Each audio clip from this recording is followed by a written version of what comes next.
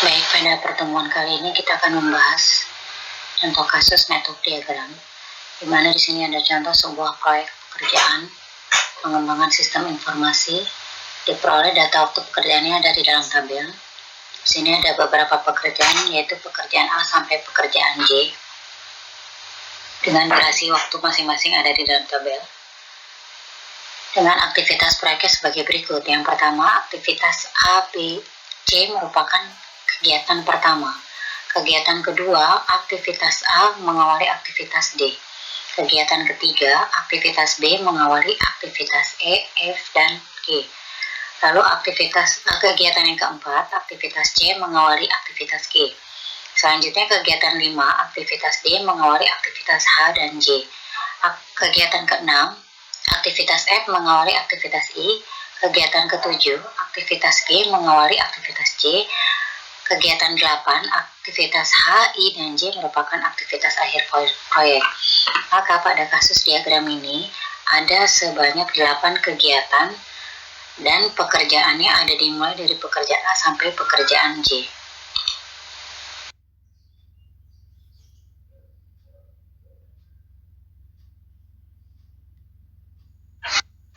Baik, langkah pertama untuk membuat network diagram adalah pertama kita buat dahulu tabelnya, di mana tabel ini nantinya akan sebagai dijadikan panduan pada waktu kita menggambar simpul-simpul dan arrow atau tanda panahnya. Yang pertama harus kita tahu di sini adalah ada pekerjaan A sampai pekerjaan J, lalu ada durasi masing-masing waktu pekerjaannya, dan ada kegiatan pendahulunya atau predesesornya, atau dengan kata lain, suatu pekerjaan akan bisa dimulai setelah pekerjaan lainnya telah selesai. Dari tabel di sini kita bisa ambil dua simbol yang nantinya akan kita pakai pada waktu membuat diagram network. Yang pertama adalah untuk menggambar simpul. Simpul ini digambarkan dengan lingkaran. Simpulnya kalau pada tabel ini yang kita bisa jadikan simpul pada gambar network diagram selanjutnya yaitu adalah event atau kegiatan. Di sini ada 8 event kegiatan yang akan terjadi, yaitu event pertama, event kedua, event ketiga, event keempat, event kelima, event keenam, event ketujuh, dan event kedelapan. Lalu setelah kita tahu simpulnya yang nantinya akan dibuat, yang berisi event atau kegiatannya, maka kita selanjutnya adalah mencari arrow-nya.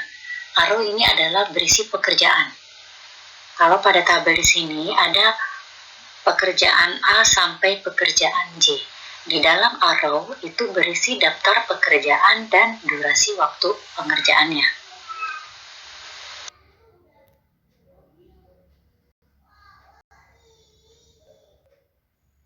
Baik, langkah selanjutnya kita akan menggambar network diagram dengan menggunakan tabel dari contoh kasusnya. Baik, di sini ada 8 aktivitas, yaitu event 1 sampai event ke-8. Artinya nantinya akan ada 8 simpul yang akan kita gambar. Kita gambar dulu event yang ke-1. Kita gambar event yang ke-1 menggunakan simbol lingkaran atau simpul atau node. Ini adalah kegiatan pertama. Di mana kegiatan pertama adalah berisi aktivitas A, B, C, di mana merupakan aktivitas pertama. Maka kita gambar pekerjaan A. Pekerjaan itu dilambangkan dengan tanda panah atau arrow. Kita gambarkan pekerjaan A, yaitu selama 10 hari. Dilanjutkan kita gambar lagi tanda panah pekerjaan B sebanyak 8 hari. Lalu kita gambar lagi tanda panah C sebanyak 12 hari. Selanjutnya kita masuk ke event yang kedua. Event yang kedua di mana aktivitas A mengawali aktivitas D. Maka event yang kedua ada setelah aktivitas A. Maka kita cari aktivitas A di sini, lalu kita gambar event yang kedua. Di mana event yang kedua adalah aktivitas D. Maka kita gambar tanda panah yang mewakili pekerjaan D. Pekerjaan D sebanyak 22 hari. Selanjutnya kita masuk ke event yang ketiga. Event yang ketiga adalah aktivitas B mengawali aktivitas E, F, dan G. Maka kita cari pekerjaan B. Pekerjaan B ada di sebelah sini. Maka event ketiga pastinya ada setelah pekerjaan B. Maka kita gambar simpulnya. Untuk kegiatan ketiga atau event yang ketiga. Di mana event yang ketiga ini aktivitas yang dilakukan adalah pekerjaan E, pekerjaan F, dan pekerjaan G. Kita gambar satu persatu. Pekerjaan E dulu, yaitu 27 hari. Lalu pekerjaan F 7 hari. Lalu pekerjaan G 15 hari. Selanjutnya kita lanjutkan untuk ke event yang keempat. Di mana event yang keempat adalah aktivitas C mengawali aktivitas G. Ya, diperhatikan sekali lagi pada event yang keempat, aktivitas C mengawali aktivitas G. Aktivitas C ada di sebelah sini, aktivitas G ada di sebelah event ketiga. Maka pada event ketiga dan event keempat ini akan memakai pekerjaan sama, yaitu pekerjaan G sebanyak 15 hari. Di dalam syarat network diagram tidak boleh ada satu event yang memakai dua pekerjaan yang sama. Maka dari itu kita pilih salah satunya. Maka untuk itu pekerjaan G ini akan kita pindahkan tanda panahnya. Sebelum dipindahkan kita gambar terlebih dahulu event yang keempat. Event yang keempat adanya di setelah aktivitas C, maka ada di sebelah sini.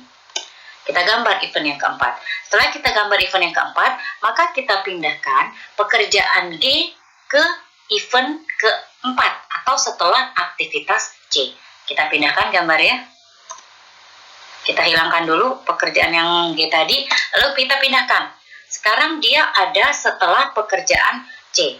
Memenuhi event yang keempat, di mana aktivitas C mengawali aktivitas G. Ya, aktivitas C mengawali aktivitas G.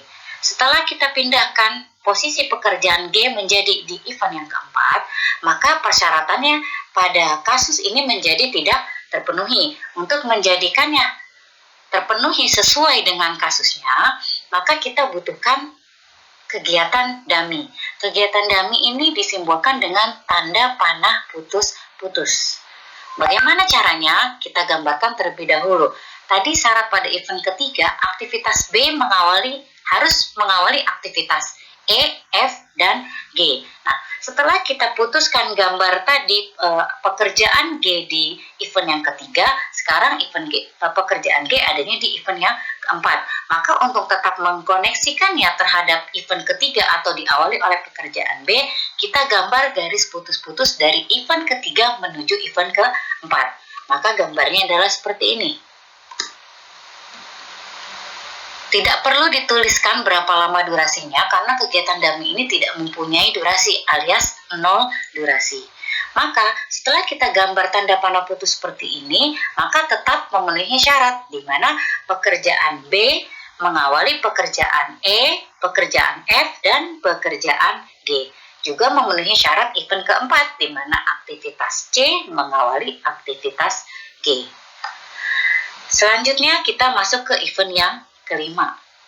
Event kelima di mana aktivitas D mengawali aktivitas H dan J. Berarti kita cari pekerjaan D. Pekerjaan D ada di sebelah sini. Pekerjaan D. Sekarang kita gambar aktivitas kelima. Di mana aktivitas kelima mengawali aktivitas H dan J. Berarti sekarang kita gambar pekerjaan H. Pekerjaan H itu adalah 8 hari. Selanjutnya kita gambar lagi. Pekerjaan J itu adalah 15 hari. Selanjutnya kita gambar aktivitas ke-6, event ke-6. Event ke-6 isinya adalah aktivitas F mengawali aktivitas I. Maka kita cari event ke-6 ini adanya di sebelah aktivitas F, berarti ada di sebelah sini. Kita gambar event ke-6. Di mana event ke-6 berisi pekerjaan mengawali aktivitas I. Maka setelah event ke-6 yang dilakukan adalah pekerjaan I sebanyak 20 hari. Selanjutnya kita lanjutkan ke event yang ke-7. Di mana event yang ke-7 aktivitas G mengawali aktivitas J. Aktivitas G mengawali aktivitas J. Berarti terjadi kasus yang tadi di mana pada event 4 dan event 4 dan event 5 sama-sama membutuhkan pekerjaan J. Maka untuk itu kita bisa memindahkan pekerjaan J menuju ke event yang selanjutnya. Seperti yang tadi caranya kita gambar dulu event ke-7. Setelah gambarkan event ke-7, Selanjutnya kita pindahkan pekerjaan B ke dalam event ke-7. Berarti yang ini kita hapus terlebih dahulu. Lalu kita gambar lagi ditarik ke event yang ke-7. Gambarnya menjadi seperti ini. Nah, untuk memenuhi syarat pada kasusnya, maka kita harus menggunakan bantuan dari tanda panah putus-putus atau kegiatan dummy. Di mana bisa dilihat pada aktivitas event kelima, di mana aktivitas D harus mengawali aktivitas H dan J. Ya, aktivitas D harus mengawali pekerjaan H dan pekerjaan J. Di sini adanya di event ke-5. Maka kita bisa tarik garis putus-putus dari 5 menuju ke event ke-7. Kita gambar dulu garis putus-putusnya seperti ini. Nah, ini adalah kita beri simbol D2. Karena tadi sebelumnya sudah ada D1, makanya ini kita taruh dengan D2. Dari jarak antara dari event ke-5 dan event ke-7, ini tidak mempunyai durasi waktu, yaitu 0 durasi harinya. Selanjutnya, kita teruskan ke event yang terakhir atau event 8, di mana event ke-8 ini adalah aktivitas H, I, J merupakan aktivitas akhir proyek. Maka berarti H, I, dan J adalah pekerjaan yang terakhir dilakukan. Maka bisa kita langsung gambarkan pada ketiganya, yaitu event ke-8. Dengan demikian, gambar network diagramnya adalah seperti yang kita lihat sama-sama.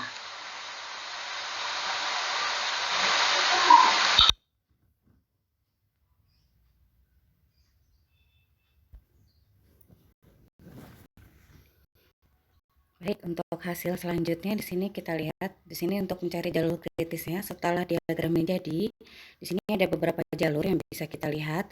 Jalur yang pertama adalah dari A ke D ke H. Ini untuk durasi waktunya adalah 10 ditambah 22 ditambah 8 sama dengan 40 hari. Lalu untuk jalur yang kedua adalah A lewat D, lalu lewat D2 dan lewat J. Durasi waktunya adalah 10 ditambah 22 ditambah 0 ditambah 15 sama dengan 47. Lalu jalur yang ketiga adalah lewat B, lalu ke E, lalu ke H. Itu durasi waktunya adalah 43. Lalu jalur yang keempat yang bisa kita cari adalah lewat B ke E, D2, J. Dengan total durasi waktunya adalah 50. Dan jalur kelima adalah lewat B ke F ke I dengan durasi waktu 35. Dan jalur keenam adalah lewat B, D1, G, dan J dengan total durasi waktu 38. Dan 7 dari lewat C ke G ke J dengan durasi waktunya 42. Dari jalur yang sudah kita tempuh, ini bisa kita ambil kesimpulan bahwa jalur terpanjangnya, jalur teraman yaitu adalah di jalur keempat, yaitu B ke E, D2, dan J dengan durasi waktunya adalah sebanyak 50 hari. Demikian penjelasan untuk contoh dari network diagram untuk mencari jalur kritis. Terima kasih.